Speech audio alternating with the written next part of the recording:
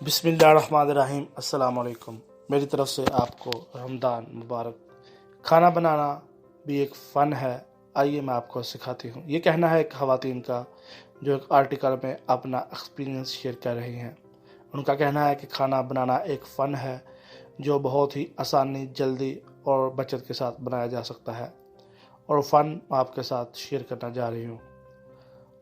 آج میں نے سوچا کیوں نہ اپنے تجربات، گھریلو ٹپس بیان کروں تاکہ دیگر خواتین بھی ان سے واقف ہو جائیں، کیونکہ کھانا بنانا تو ہر خاتون کی اولی ذمہ داری ہوتی ہے۔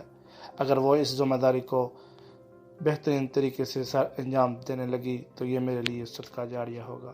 یہ کہنا ان خاتون کا ہے۔ یہ فن بڑی ارکریزی سے سیکھا ہے، سیکھ لیجئے۔ خدمت ہے کہ میں اپنا مضمون جو خالص خواتین کے لیے ہے اور کھانا پکانے اور اشیاء کی خریداری کے متعلق ہی پیش کر رہی ہوں۔ کم وقت میں کھانا بنانا، اپنی فیملی کو کم قیمت میں اچھا کھانا کھلانا بھی ایک فن ہے جس سے اکثر خواتین ناواقف ہوتی ہیں۔ میں نے سوچا یہ بھی فن بڑی ارکریزی سوچ و بچار اور محنت کے بعد سیکھا ہے، اور آج میں اتنی ماہر ہو چکی ہوں کہ اس معاملے میں میری فیملی مجھ سے بہت خوش ہے۔ ان کی فرمائش کرنے سے پہلے ان کی پسند کی چیزیں گھر پر تیار ہو جاتی ہیں۔ بھوک لگنے سے پہلے کھانا تیار ہوتا ہے۔ حالانکہ میں ورکنگ وومن ہوں، مگر صرف اپنی 2 عادتوں کی بدولت وقت ضائع کرنا، ابتدائی کام جو کھانے پکانے سے متعلق ہوں وہ پہلے ہی کر کے رکھنا ہے۔ اس لیے میرا ہر کام وقت سے پہلے ہو جاتا ہے اور کھانا بنانے میں کسی قسم کی دشواری پیش نہیں آتی، جبکہ میں نے دیکھا ہے کہ اکثر گھریلو خواتین بھی اس معاملے میں مجھ سے پیچھے ہیں۔ ان کے ہاں اچانک مہمان آ جائیں تو گھبرا جاتی ہیں۔ جس دن کپڑے دھونے کی مشین لگاتی ہیں تو فیملی بھوک سے بحال ہو جاتی ہے۔ خواتین کھانا تمام کپڑے دھونے کے بعد ہی کچن کا رخ کرتی ہیں۔ اگر یہ بھی کوئی مشکل اور محنت طلب ڈش بنانا ہو تو بھی شروع سے لے کر آخر تک تمام کام اسی وقت میں انجام دیتی ہیں، چاہے کھانا 2-3 گھنٹے لیٹ ہو جائے۔ اسی طرح فیملی یا مہمانوں کو انتظار کر کے دوپہر کا کھانا شام کو نصیب ہوتا ہے، جو کہ انتہائی غلط بات ہے۔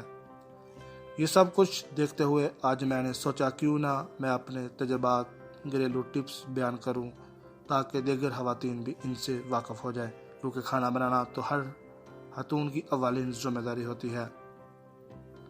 اگر وہ اس ذمہ داری کا بہترین طریقے سے سر انجام دینے لگیں تو یہ میرے لیے صدقہ جاریہ ہوگا۔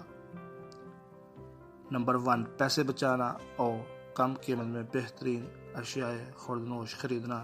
نمبر 2، وقت بچانا، یعنی پکانے کا ابتدائی کام پہلے سے کر کے رکھنا تاکہ کم وقت میں جھٹ پٹ کھانا تیار ہو جائے۔ نمبر 3، بچے ہوئے کھانے کو بہترین طریقے سے ٹھکانے لگانا، یعنی ضائع ہونے سے بچانا۔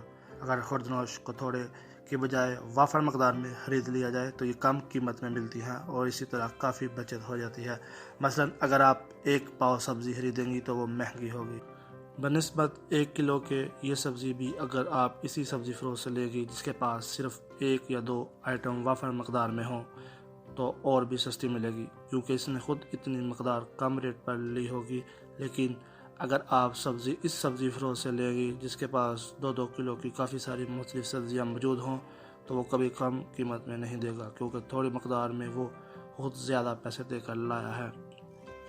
دوسرے، اگر آپ مارکیٹ جا کر یا منڈی جا کر یہ چیزیں خریدیں گی تو پھر بھی کم قیمت میں ملے گی، بجائے اس کے کہ آپ گھر کے دروازہ پر کھڑے ہو کر ٹھیلے والے سے خریدیں۔ اس کے علاوہ جس سبزی یا پھل کا سیزن عروج پر ہو وہ سستی ملتی ہے، اور جو نئی مارکیٹ میں آئی ہو وہ مہنگی ملتی ہے۔ لہذا آپ وہی سبزیاں پھل خریدیں جو کہ کم قیمت ہوں اور موسمی ہوں، کیونکہ یہ قدرت کا قانون ہے کہ ان میں سے موسم کے مطابق تمام معدنیات اور نمکیات موجود ہوتے ہیں جو کہ صلاحیت کے لیے نہایت ضروری ہیں۔ ارزاں قیمت میں کلو 2 کلو ایک ہی قسم کی سبزی خریدنے میں کوئی حرج نہیں۔ اب آپ سوچیں گی اتنی ساری ایک ہی قسم کی سبزی کا آپ کیا کریں گی، لیکن اگر دیکھا جائے تو اس طرح آپ کم قیمت میں اپنی فیملی کے لیے وٹامن کا خزانہ خرید رہی ہوتی ہیں۔ ذرا عقل سے کام لیں تو ایک ہی طرح کی 1 کلو سبزی کو آپ چھوٹی فیملی رکھتے ہوئے بھی 3 مرتبہ 3 مختلف طریقوں سے پکا سکتی ہیں۔ مثلا پہلے دن اسی سبزی کی کافی ساری مقدار بھون کر بھیجا بنا لیں۔ دوسرے دن اسی کو تھوڑے گوشت میں ملا کر شوربے والا سالن بنا لیں۔ تیسرے دن اسی سبزی کو کڑاہی بنا لیں یا دال میں ملا کر فرائی کر لیں۔ اسی طرح کم قیمت میں فیملی کو 3 دن تک 3 مختلف ذائقے کھانے کو ملیں گے۔ اگر آپ ایک ہی قسم کی سبزی کو متواتر 2-3 دن پکانا نہیں چاہتی تو ایسا کریں، باقی سبزی کو دھو کر کاٹ لیں اور پلاسٹک کی تھیلیوں میں رکھ کر فریز کر دیں۔ اسی طرح جب یہ سبزی بنائیں گے تو ٹائم کی بچت ہوگی، کم محنت میں جلدی سالن تیار ہو جائے گا۔ لوکی، توری، ٹینڈے اور بینگن کے ساتھ یہ کیا جا سکتا ہے۔ اگر پتوں والی سبزی ہو، مثلاً میتھی، پالک، کلفا وغیرہ، تو یہ بھی انہیں فریز کرنے سے پہلے آپ انہیں دھو کر چھلنی میں ڈال دیں، پھر کاٹ کر پلاسٹک کے لفافوں میں یا ڈبوں میں پیک کر کے فریز کر دیں۔ بعض خواتین سمجھتی ہیں کہ فریزر میں سبزیاں گل جاتی ہیں اور کام کی نہیں رہتی، حالانکہ ایسا نہیں ہے، مگر سبزیوں کو فریز کرنے سے پہلے انہیں دھونا اور کاٹنا ضروری ہوتا ہے۔ جب ضرورت ہو انہیں نکالتے ہی پکا لیا جاتا ہے، وہ بالکل فریش کی طرح ہی پکتی ہیں۔ ہاں، البتہ زیادہ مقدار میں سالن بنا کر فریز کرنا درست نہیں ہے، کیونکہ فریز کیا ہوا سالن گرم ہونے پر اپنا ذائقہ کھو دیتا ہے۔ سبزی خریدنے کا ایک اور طریقہ یہ بھی ہے کہ آپ سبزی فروش سے مختلف سبزیوں کے ریٹ پوچھنا شروع کر دیں۔ جن سبزیوں کے ریٹ ایک جیسے ہوں وہ 2-3 قسم کی سبزیاں باہم ملا کر تلوا لیں، اور اسی طرح سبزی والا جو سبزی پاؤ کے ریٹ میں مہنگی دے رہا ہوگا کلو کے ریٹ میں سستی دے گا۔ مثلاً مٹر 20 روپے پاؤ اور کلو 60 کے مل رہے ہوں تو بھنڈیاں 20 روپے پاؤ اور کلو 60 کی ہو تو بھنڈیاں باہم ملا کر 1 کلو تلوا لیں۔ 60 روپے میں دونوں طرح کی سبزیاں مل جائیں گی۔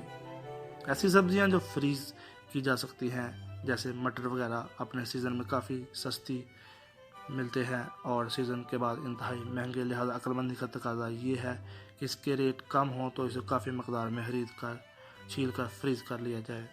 یہ بڑے کام کی چیز ہے۔ اگر فریزر میں کباب بنا کر رکھے گئے ہیں تو مٹر بھی موجود ہوں تو بنا بتائے آنے والے مہمانوں سے بآسانی نپٹا جا سکتا ہے، کیونکہ مٹر چاول کا پلاؤ بآسانی بن جاتا ہے، اور ساتھ میں رائتا اور کباب بھی ہوں، سلاد بنا دی جائے تو یہ کھانا ہر کسی کو پسند آتا ہے۔ اسی طرح اگر آپ ٹماٹر سستے ہوں تو انہیں کافی مقدار میں خرید کر ایک گرائنڈ کر کے ڈبوں بھر میں فریز کر لیا جائے۔ سالن بناتے وقت اگر یہ پیسے ہوئے ٹماٹر استعمال کیے جائیں تو شوربہ نہایت گاڑھا اور لذیذ بنتا ہے، جو بآسانی روٹی سے بھی کھایا جا سکتا ہے۔ سلیقہ مند خواتین کم قیمت میں گھر پر ہی کیچپ، چلی، گارلک ساس ٹماٹروں کی سیزن میں بنا لیتی ہیں۔ اسی طرح اگر پیاز سستے ہیں تب انہیں کافی مقدار میں خرید کر براؤن کر کے رکھا جا سکتا ہے، گرائنڈ کر کے بھی رکھا جا سکتا ہے، جو سالن کا شوربہ گاڑھا بنانے کے کام آتے ہیں۔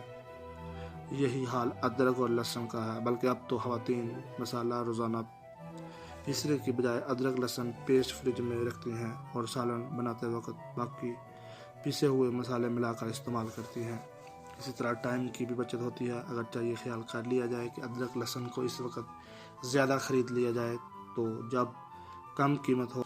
اسی طرح آدھا کپ پیس کر فریز میں رکھ دیں، باقی روزانہ کوٹ پیس کر تازہ استعمال کریں تو یہ کافی عرصہ تک کی بچت ہو جائے گی۔ مثلاً آپ نے 1 پاؤ کی بجائے 1 کلو تک کا لہسن ادرک خرید لیا ہے تو سب سے پہلے آپ اس کی آدھی مقدار چھیل پیس کر فریز کر دیں اور باقی کا آدھا روزانہ تھوڑا تھوڑا چھیل کر کچل کر تازہ استعمال کریں۔ تھوڑی محنت تو ہوگی، مگر اس طرح آپ کا فریزر کیا ہوا لہسن ادرک کافی عرصہ محفوظ رہے اور آؤٹ آف سیزن میں کام آئے گا۔ دوسری اہم بات یہ ہے کہ آپ کے گھر کا سامان ہمیشہ محلے کی دکان سے خریدنے کی بجائے سیل سے خریدیں اور اکٹھا خریدیں تو دکاندار کم قیمت لگاتا ہے۔ جام، جیلی، کیچپ خریدتے وقت وہ آئٹم لیں جن میں 20% یا 30% مقدار زیادہ رکھی گئی ہو۔ اکثر کمپنیاں اپنی مشہوری کے لیے مقدار بڑھاتی ہیں یا پیسے کم کر دیتی ہیں یا پھر کوئی پروڈکٹ تحفۃً لگا دیتی ہے، لہذا ایسی چیزیں کو لینے میں کوئی حرج نہیں۔ ہاں، البتہ ان کی ایکسپائری ڈیٹ مدت و معیار ضرور چیک کر لینا چاہیے۔ آپ کا بہت شکریہ۔ چینل کو سبسکرائب کرنا مت بھولیے۔ اس طرح کی مزید ٹپس آپ کے ساتھ شیئر کی جائیں گی، بیل آئیکن پر کلک کرنا مت بھولیے۔ السلام علیکم ورحمۃ اللہ وبرکاتہ۔